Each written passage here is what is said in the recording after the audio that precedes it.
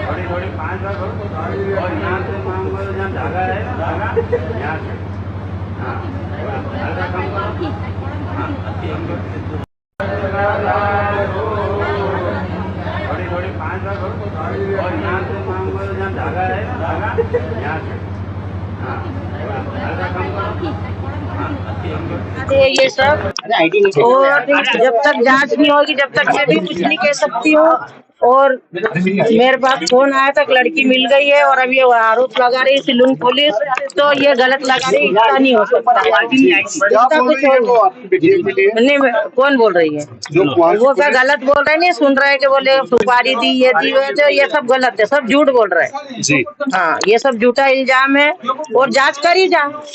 ऐसा तो नहीं मैं कह दूंगा कि मेरी छोरी अच्छी है तो अच्छी हो जाएगी, मैं कह दूंगा मेरी छोरी बुरी है बुरी हो जाएगी। जो जांच होगी तो वो सब उसको सब मालूम पड़ेगा। अब मेरे को कुछ भी मालूम नहीं हो रहा, बस हो गया। सब खुश थी, हाँ खुश थी जी। तो फिर उसने ऐसा क्यों करा, पुलिस का कहना है? कौन से पुलिस का कहना, झूठा इल्जाम लगा रहे हैं ना। मैं कह दूं कि आप मेरे घर में घुसा है तो तू चोरी करने आए थे, तो मैं कह दूं तुमने क्यों चोरी करी, तो आप मान लोगे क्या? ये हाँ तो वो तो जब ये जो साबित होगा जब पता। आपने शादी करवाई थी अरेंज मैरिज? हाँ अरेंज रीति रिवाज से करवाई?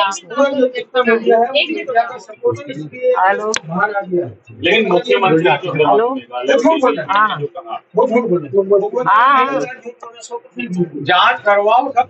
हाँ हाँ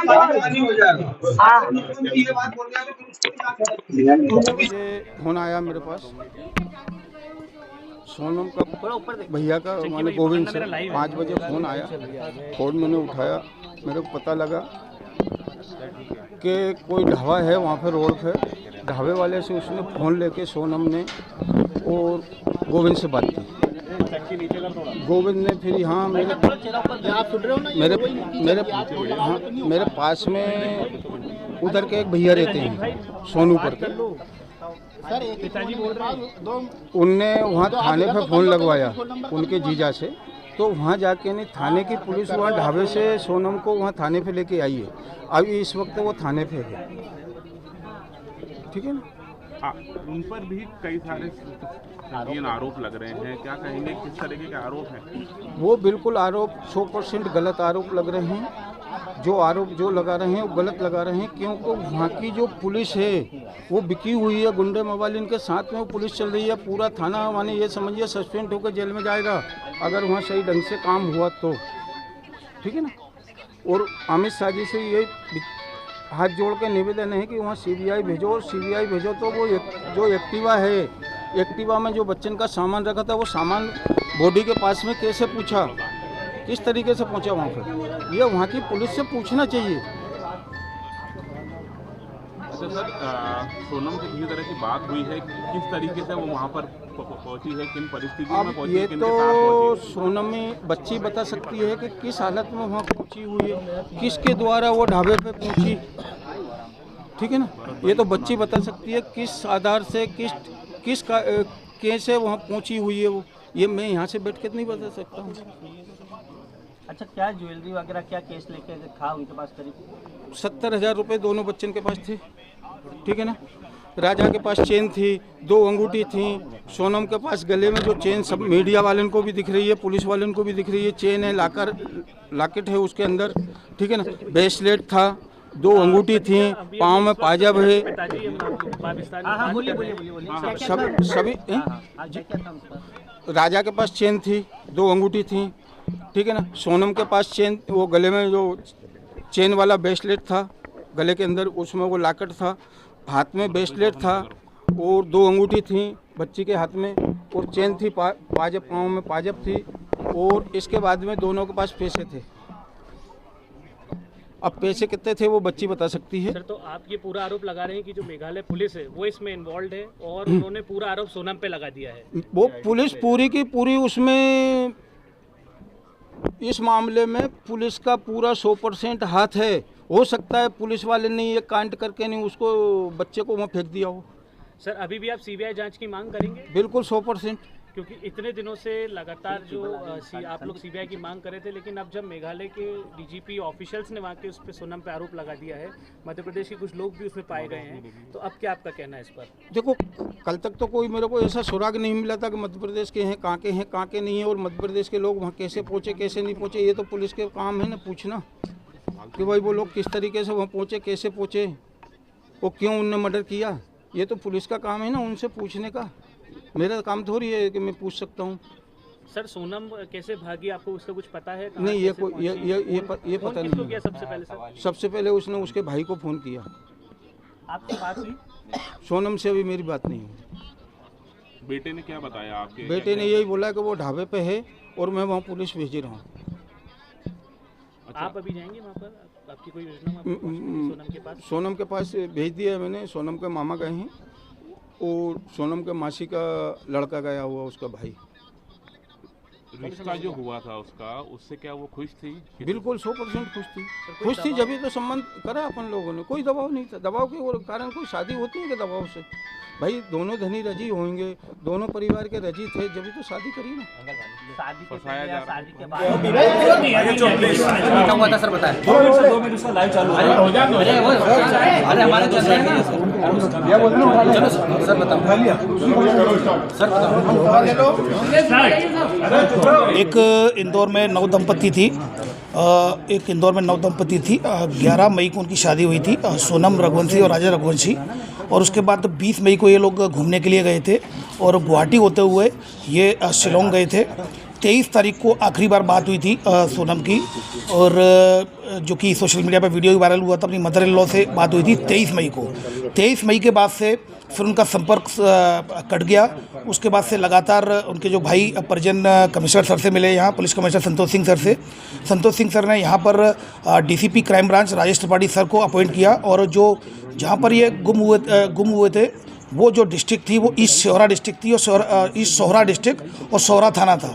इसमें डीसीपी सर लगातार, विवेक सर जो एसपी सोहरा थे ईस्ट सोहरा, उनसे लगातार कांटेक्ट में थे, इंदौर पुलिस शिलोंग पुलिस के। फिर लगातार उनकी सर्चिंग चलती रही। सर्चिंग बड़े स्तर पर चलाई गई थी, जिसमें डीजीपी मध्य प्रदेश, डीजीपी मेघालय के संपर्क में थे। लगातार उनसे कम्युनिकेशन चल रहा था। और इसी दौरान, सर्चिंग के दौरान 2 जून को श्री राजा रघुवंशी की डेड बॉडी मिल गई। उसकी डेड बॉडी मिलने के बाद ईस्ट सोहरा जो डिस्ट्रिक्ट है, सोहरा थाने में केस रजिस्टर्ड किया गया। सेक्शंस में 103 BNS और 309 BNS और 238 BNS के तहत केस रजिस्टर किया जाकर उसको इन्वेस्टिगेशन में लिया गया था और मर्डर का केस कायम किया गया। फिर उसके बाद लगातार उसकी सर्चिंग चलती रही और लगातार परिजन उनके संपर्क में थे। इंदौर पुलिस की जो पुलिस कमिश्नरेट थे, सीनियर ऑफिसर्स, कमिश्नर सर और डीसीपी क्राइम ब्रांच लगातार संपर्क में थे। डीजीपी मध्य प्रदेश लगातार डीजीपी मेघालय सर के संपर्क में थे। तो कम्युनिकेशन के दौरान तभी कल रात्रि में सूचना मिली कि सोनम रघुवंशी को गाजीपुर नंदबाग थाना से रिकवर कर लिया गया है। वहाँ से उनका फ़ोन पहुँचा था गोविंद के यहाँ, और खबर मिली, उसको बाइक के पास फ़ोन पहुँचा था और पुलिस के द्वारा सूचित किया गया। गाजीपुर पुलिस ने रिकवर कर लिया गया है सोनम रघुवंशी को।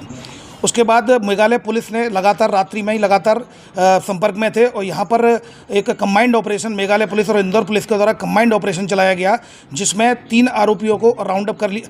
3 आरोपी जो सस्पेक्टेड है उनको राउंड अप कर लिया गया है, जिसमें एक राज कुशवाहा है जो कि नंदबाग का है, दूसरा विशाल चौहान है और तीसरा आकाश राजपूत है। इन तीनों को फिलहाल अभी राउंड अप कर लिया गया है और मेघालय पुलिस इनसे अभी पूछताछ कर रही है और आगे की कार्रवाई इसमें कर रही है। सर, जो हत्याकांड हुआ था उसके अंदर राज ठाकरे का भी हाथ था। रिक्की ठाकुर का इसमें एक आरोपी और फरार है, जिसके लिए लगातार रिकवरी के प्रयास किए जा रहे हैं। 2 इंदौर क्राइम ब्रांच और मेघालय पुलिस के द्वारा 2 आरोपियों को इंदौर से पकड़ा है और एक आरोपी को इंदौर से पास से हिरासत में लिया है।